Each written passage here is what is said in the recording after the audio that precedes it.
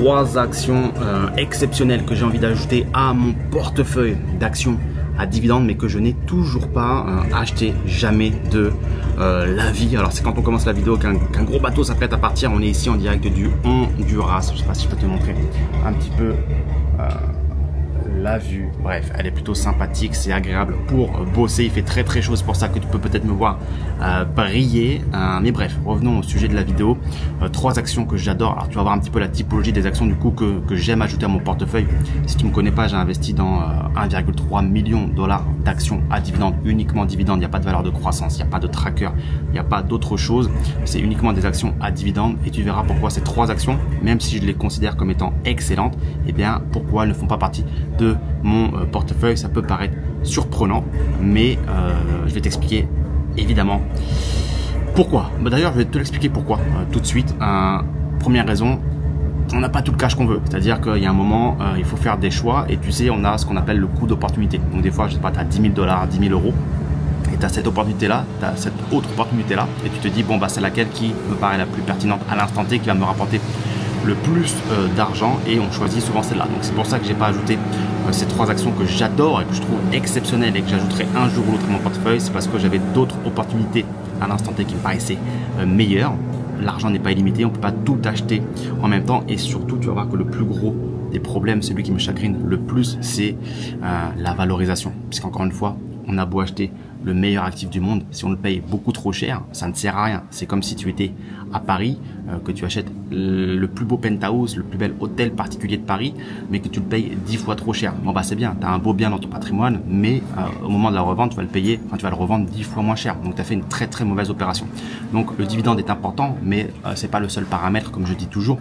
Le prix auquel tu achètes, c'est évidemment extrêmement important. Et là où beaucoup aiment opposer le prix de l'action avec le dividende, non, ça s'oppose pas, c'est totalement complémentaire. Les deux sont extrêmement importants pour pouvoir faire en sorte de générer ce qu'on appelle un total return, donc ta performance totale satisfaisante. Alors la première action, je vais te la présenter rapidement et puis ensuite je vais te dire pourquoi je ne l'ai pas acheté. La première, c'est Coca-Cola. Donc bon, je te la présente pas, je pense que tu la connais très bien. Géant mondial des boissons non alcoolisées, donc ça va être jus de fruits, soda, eau. Fais l'expérience si tu voyages un petit peu, de prendre une bouteille d'eau dans n'importe quel pays, de retourner, de lire les petites lignes et de constater que très probablement cette marque d'eau est détenue par Coca-Cola. Coca-Cola, c'est simple, c'est plus de 200 pays, c'est Fanta, c'est Sprite, c'est Minute Maid, c'est du café aussi, c'est du thé, bref, ils sont partout littéralement. Et ce que j'aime dans ce genre d'entreprise, c'est que c'est un business en fait ultra prévisible, c'est-à-dire que crise ou pas crise, les ventes sont stables. A priori, bon bah tu dois boire tous les jours pour survivre en tant qu'être humain, c'est même plus important que de manger. Donc ça c'est extrêmement résistant à n'importe quelle crise, et ils ont un énorme avantage compétitif, c'est leur circuit de distribution, de logistique. Quand tu es présent dans plus de 200 pays, bah t'imagines un petit peu que niveau logistique, ils assurent. Là, on est ici en Honduras sur une petite île qui s'appelle Roatan. J'ai vu des camions Coca-Cola. J'étais avant au Belize, j'ai vu des camions Coca-Cola. Tu vas n'importe où dans le monde, tu vois Coca-Cola. Même dans les plus petits villages où j'ai pu me perdre, au fin fond du Cambodge, ou je sais pas, en Irak, n'importe où dans le monde, tu vois Coca-Cola, tu vois des magasins, tu vois des marques, enfin tu vois Coca-Cola écrit littéralement partout, disponible dans tous les restaurants, dans les cafés, dans les bars, etc. Ça fait plus de 60 ans qu'un dividende est versé également. La rentabilité, elle n'est pas dégueulasse, 2,89% au moment où je te parle, un rythme d'augmentation de ce dividende d'à peu près 5% sur les 10 dernières années, et surtout 105 ans d'augmentation du dividende de façon consécutive sans aucune réduction. Donc je vais pas te faire toute l'analyse fondamentale de Coca-Cola, mais elle a clairement beaucoup d'avantages, beaucoup d'arguments en sa faveur, comme on pourrait dire, et c'est le genre de valeur que j'adorerais pouvoir rajouter à mon portefeuille, ne serait-ce que pour me sentir bien quand je consomme une bouteille d'eau, un soda qui appartient à Coca-Cola. Ça peut paraître bête, mais j'aime consommer les produits des entreprises que je détiens personnellement en bourse. Donc pourquoi je l'ai pas acheté? C'est vrai qu'on pourrait se demander, Raph, après toutes les loges que tu viens de nous faire de Coca-Cola, pourquoi tu ne la détiens pas? Et évidemment, c'est la valorisation. En fait, elle n'est même pas abusée, la valorisation. C'est-à-dire que pour moi, elle s'achète parfaitement au prix que ça vaut. C'est ni trop cher, c'est ni pas cher, c'est parfaitement valorisé. Et ça fait un petit moment que Coca-Cola, je trouve, évolue dans ce range, dans cette fenêtre de tir où ça vaut son prix en fait. Tu fais pas l'affaire du siècle, mais ça vaut son prix. Ton dividende est stable.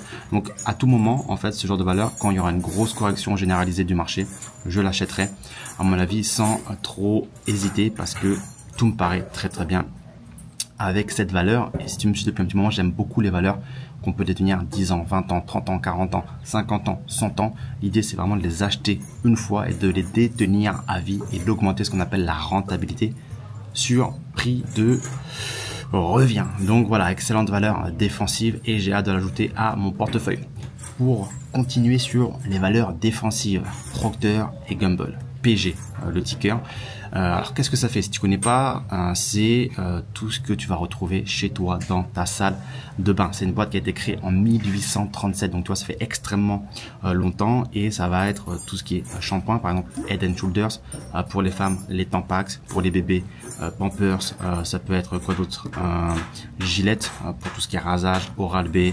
Bref, dentifrice, shampoing, serviettes hygiéniques, comme on appelle ça, les serviettes mouillées pour se nettoyer, pour se laver. Bref, t'as compris l'idée, c'est tout ce qui est produit d'hygiène de la vie de tous les jours. Va dans ta salle de bain, retourne tous tes produits et tu vas en tout petit a priori très rapidement cette marque américaine, Procter & Gamble. Alors qu'est-ce qui fait que j'aime énormément cette entreprise? Encore une fois, c'est son côté extrêmement défensif. C'est-à-dire que tu vas dans n'importe quelle maison d'Europe, d'Amérique du Nord et même du monde entier, un petit peu moins dans les pays émergents, mais dans beaucoup de pays ils sont présents. Head & Shoulders, les shampoings, je les vois littéralement sur tous les rayons d'étagères dans tous les pays du monde entier où je vais. Donc c'est extrêmement défensif, c'est présent dans tous les foyers du monde entier. Ça fait extrêmement longtemps que le dividende il est versé, puisque laisse-moi regarder, ça fait 135 ans de suite qu'un dividende est versé sans aucune interruption et réduction. Ça augmente encore à un rythme de à peu près également 5% par an sur les 10 dernières années, donc ça couvre largement l'inflation. Donc que te dire de plus, le rendement à l'achat pas dégueulasse non plus, 2,75% au moment où je te parle. Bon, franchement c'est des valeurs qui sont extrêmement défensives, encore une fois des marques puissantes, difficilement remplaçables, et comme Coca-Cola en fait, c'est ce genre de mastodonte. Quand il y a une nouvelle marque qui entre guillemets pump, eh bien ce qui se passe c'est qu'ils vont faire des acquisitions régulièrement. Coca-Cola renforce son portefeuille de marques en faisant des acquisitions, et Procter & Gamble également. Bref, le management de ces deux boîtes en plus, il est franchement excellent. Il y a du dividende, il y a du rachat d'actions, il y a de l'acquisition. Bref, j'adore, et c'est franchement ce genre de valeur qu'on peut appeler un petit peu noyau dur dans un portefeuille. C'est-à-dire que, encore une fois, tu l'achètes une fois, tu la détiens à vie. A priori, t'as pas à bégayer. Tu vas bien dormir la nuit, ton dividende va être versé tous les trimestres, va être augmenté régulièrement. Vraiment, valeur bon père de famille. Tu fais le travail une fois, t'achètes, t'encaisses. C'est vraiment ma vision avec ce portefeuille de 1,3 million que j'ai investi en bourse. C'est vraiment que des valeurs de ce type-là où bon, il y en a des plus ou moins risquées, des plus ou moins stables, des plus ou moins matures. Mais l'idée, elle est vraiment sur cette approche de se dire, on dort bien la nuit et on encaisse et on fait son petit 8-9% par an, tout compris entre le dividende et la plus-value de nos actions. Donc ça c'était Procter & Gamble. Pourquoi je l'achète pas? Parce que pour le coup celle-ci je la trouve un poil trop chère en ce moment, et malheureusement c'est un petit peu souvent la tendance. Donc là aussi, en cas de correction on va dire généralisée du marché, c'est le genre de valeur où ça sera les soldes et où on achètera sans hésiter. Mais pour l'instant, dans l'état actuel des choses, c'est d'après moi un peu trop cher, même si c'est pas énormément trop cher, c'est quand même trop cher et j'aime pas payer un actif trop cher. Ok. Dernière action, donc les deux premières actions, si tu l'as remarqué, c'était le secteur des biens de consommation courante, secteur défensif à souhait. On va aller sur un secteur un petit peu plus différent cette fois-ci, puisqu'on va parler de technologie, Microsoft. Donc Microsoft, c'est vraiment une boîte que j'adorerais avoir également en portefeuille. Alors est-ce que je te la présente? Je pense que tu connais, hein, c'est comme les deux boîtes précédentes, tu les connais certainement. Microsoft, géant technologique américain, et ce que j'adore avec Microsoft, c'est leur diversification en termes de revenus et de services. On connaît Microsoft pour on va dire le système d'exploitation Windows, mais Microsoft c'est aussi LinkedIn, c'est aussi Xbox, c'est aussi OpenAI avec un partenariat, c'est aussi le cloud, c'est aussi du hardware, du software. Bref, ils sont vraiment présents partout, logiciels, intelligence artificielle récemment. Donc ils ont vraiment un business diversifié, extrêmement rentable, forte croissance, c'est la technologie. Donc en ce moment, je pense que tu as très bien compris que ce qui tire les indices vers le haut, c'est la technologie. Et en plus d'un dividende qui est croissant depuis 2004, eh bien, ils ont une très forte croissance du cours. Bon, le gros problème, comme toutes les grosses boîtes technologiques, c'est clairement leur valorisation, puisqu'aujourd'hui, on est sur une boîte que j'estime vraiment beaucoup trop surévalué, qui coûte beaucoup trop cher. Donc c'est ça qui m'ennuie. Pourtant, il y a quand même des fondamentaux géniaux. Une note de crédit fait partie de la meilleure au monde, donc 3A, triple A en credit rating. Les agences de notation, c'est la note qu'ils ont donnée à Microsoft. Il n'y a que 2 boîtes dans le monde qui ont cette note maximale, c'est Microsoft et Johnson & Johnson, donc c'est vraiment excellent. La rentabilité par contre, elle est dégueulasse, puisque au moment où je te fais la vidéo, c'est 0,64%, mais c'est contrebalancé par un dividende qui augmente lui de 10% en moyenne par an depuis les 10 dernières années. Donc ça va un petit peu combler ce dividende de départ un peu faible, même si il va falloir quand même pas mal de temps pour aller atteindre un 3 à 4% de rentabilité sur prix de revient, parce que bon, même si beaucoup te disent que les actions à dividende qui ont un petit dividende de départ ont souvent une forte croissance du dividende et que c'est ça qui va faire qu'à terme tu vas avoir une rentabilité sur prix de revient sympa, en réalité il faut quand même une sacrée paire d'années pour rattraper cet écart. Bon, c'est comme ça, c'est le jeu, il faut en être conscient. Mais en tout cas, ouais, Microsoft, c'est clairement une boîte que j'adore.